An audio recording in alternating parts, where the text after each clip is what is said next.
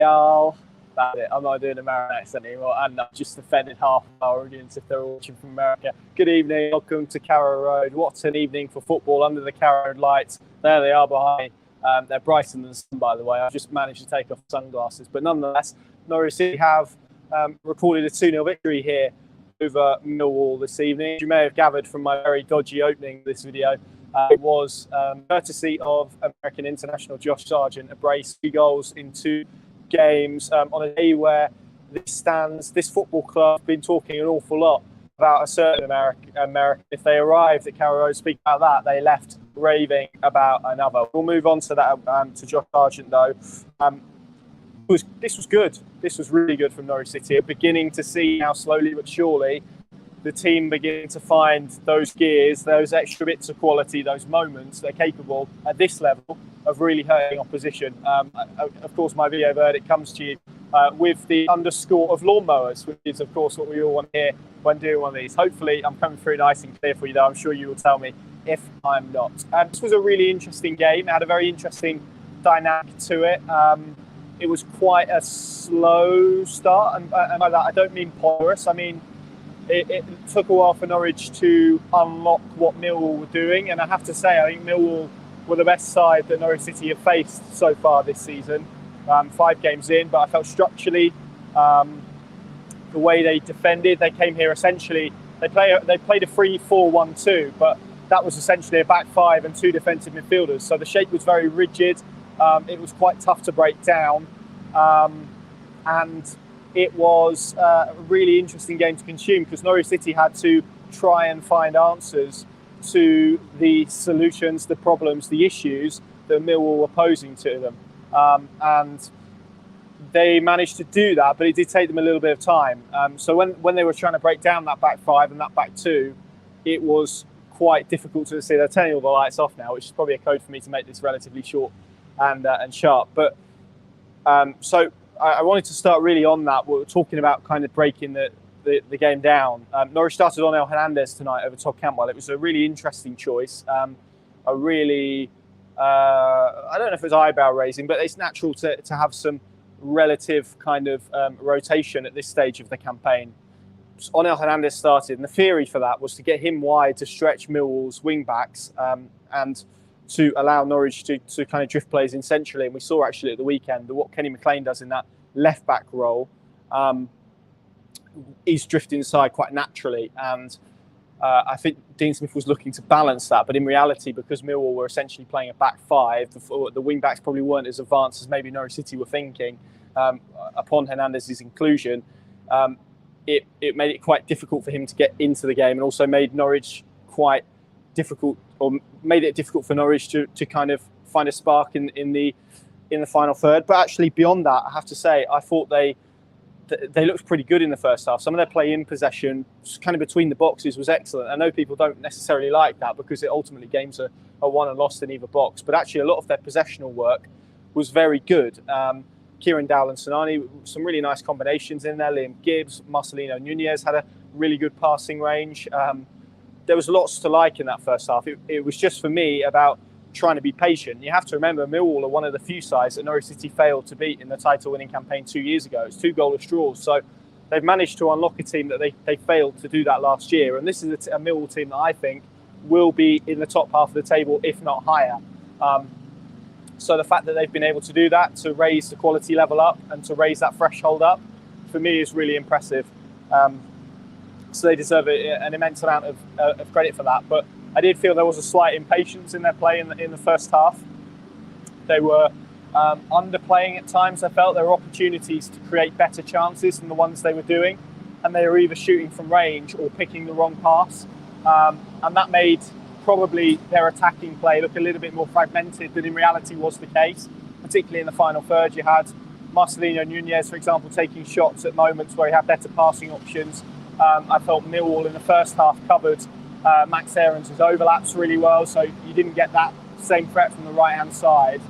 And all of that added up to be quite a little bit of a difficult puzzle for Norwich. And for me, it would come down to how long Millwall could sustain that, or whether Norwich City could find an answer. In the second half, they managed to do that.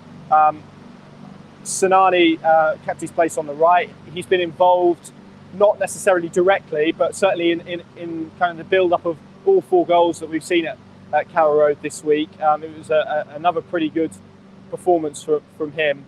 But the actual bit of quality comes from Kieran Dow. He drives inside. He then finds Josh Sargent, who uses his body really well. He combines with Danel Sinani. He puts it back through.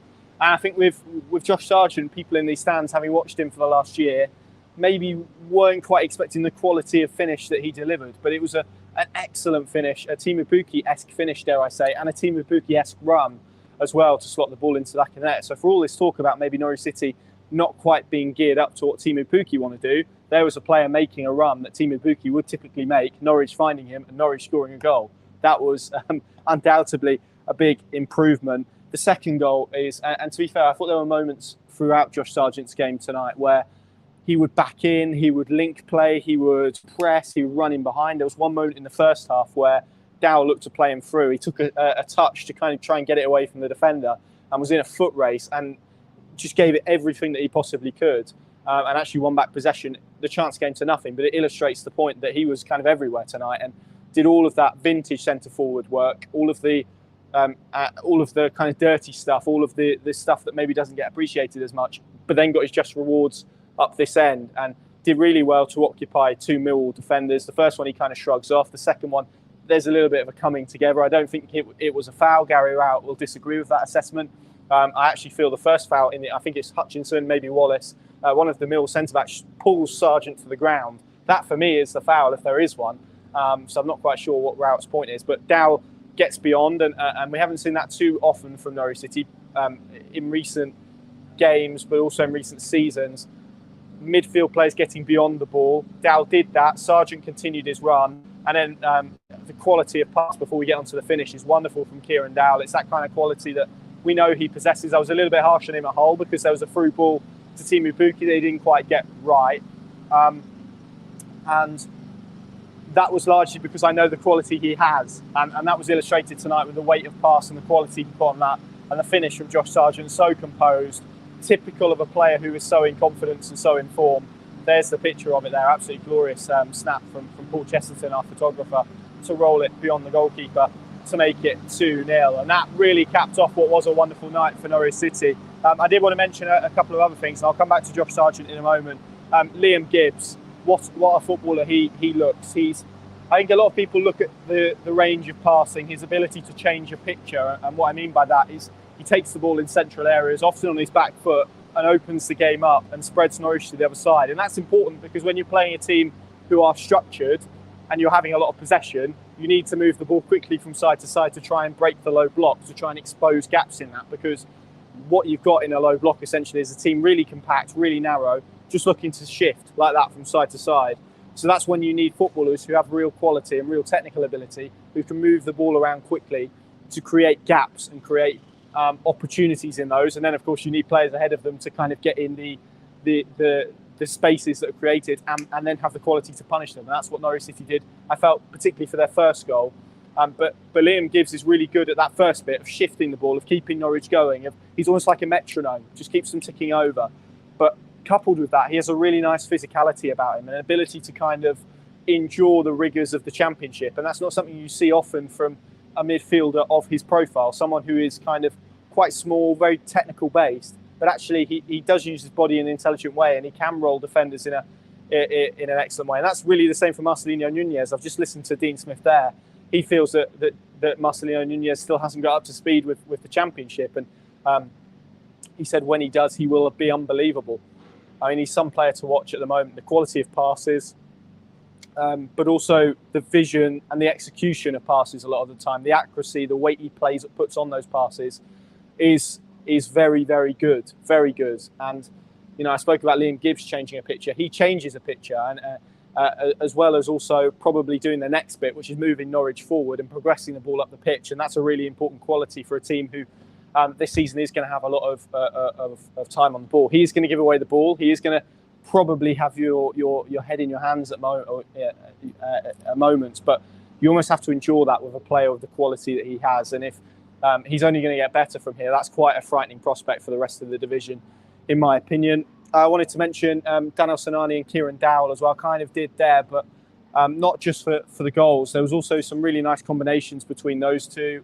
Two really lovely footballers to watch, very aesthetically pleasing, very technical, but also there were a couple of moments down the right in particular where they linked up play and just moved Norwich and broke lines and broke presses really nicely, and that helped get Norwich up the pitch. And that relationship, and actually that whole right side, because I'd include Max Aarons in that as well, is becoming very strong. It looks like quite an effective force, and actually quite early on we saw Millwall loft balls into Max Aarons' zone, obviously to try and catch out his height, and actually felt Norwich dealt with that quite well. And what you get, interestingly, with that side is real technical quality. And on the other side, as I said, it felt to me Dean Smith was trying to balance it, and that's why he took Cantwell out.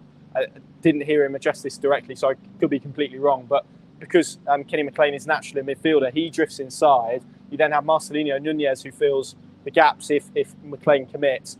And then you had Hernandez kind of dragging the width. It was a slightly different dynamic. Didn't quite work in the first half. Thought it was better in the second. But that was very pleasing. We started and we spoke at Hull, and I used the phrase, it will either click or it won't. And I think I said that, and we certainly said this in our podcast, that this week was a big week for Norwich City, mainly in terms of the narrative around the place, because it had been a winless start. There were quite a few frustrations. There was fears of a hangover from last season. There was a perception maybe that things weren't necessarily moving in the right direction. These two wins here this week have really set the standard, really set the tone for what they are trying to do this year. And ultimately, and I think Dean Smith summed this up pretty well after the game, if you want Carrow Road to get behind the team, you have to produce performances that are going to entertain the people in these stands. And they did that tonight. The decibel level was cranked up a notch. It was a brilliant atmosphere.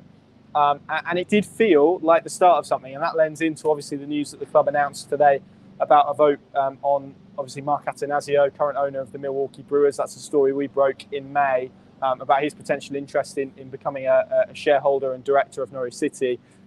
That's been put to a vote. That kind of started the day. I'm not sure that, well, I know it wasn't a coincidence that they announced that today to try and get the atmosphere building for this game.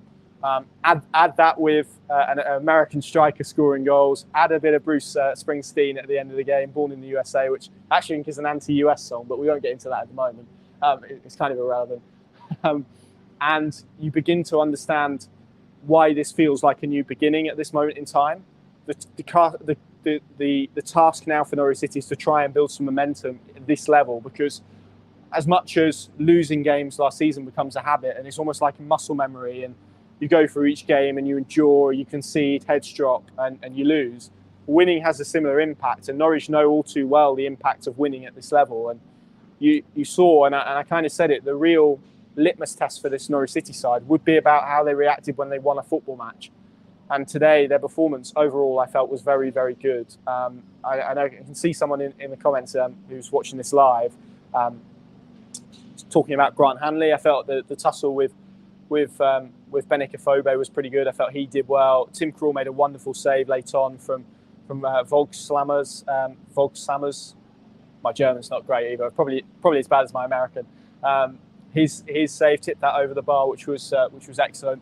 Norwich kept a clean sheet and deserved to do so. You just have to kind of look at the statistics. 63% possession compared to 37 for Millwall. 18 shots, 10 for Millwall. Just 3 on target, interestingly.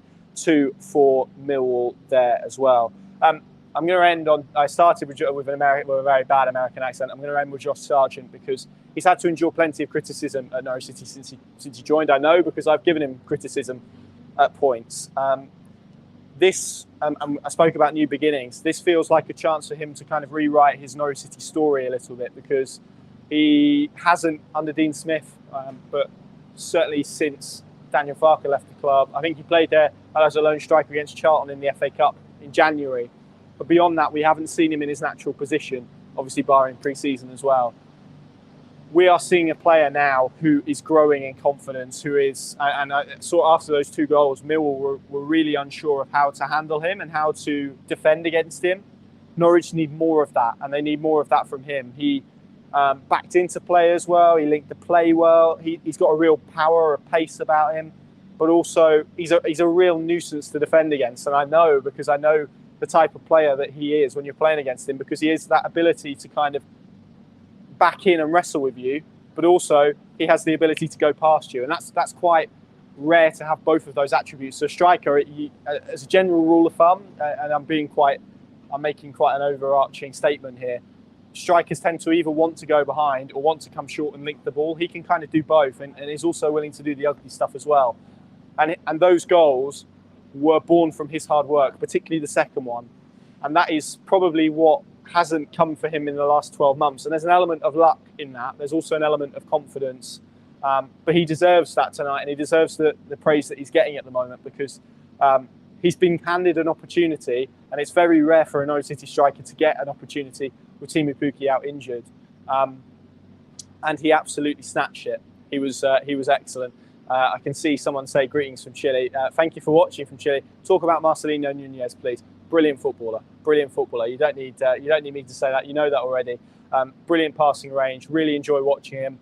There's definitely, and I've tried not to say this, and I'm not trying not to say it kind of as a statement, but watching him, there is a little bit of Emi Buendia about him, and I mean that as in kind of his change of direction, his agility, his ability to kind of turn.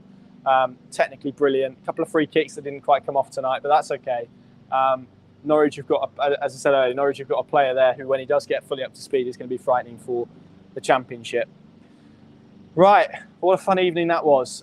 Plenty more to read and dissect. The Pink & Plus app, of course, is the place to go. You can take out a free trial. If you haven't done that already, what are you doing? Norwich City are winning games. It's the perfect time to do it. Pinkin.com, tab in the top left that says Pink & Plus. Click on that, following all the instructions. You can get a free trial to some free content on there. There's plenty of good stuff coming. We'll be back in midweek for the game against Bournemouth before we head to Sunderland next Saturday for Norwich City's next Championship game. It feels like momentum is building. The question now is whether Norwich City can sustain it. Thank you very much for watching. Enjoy your weekend. See you soon.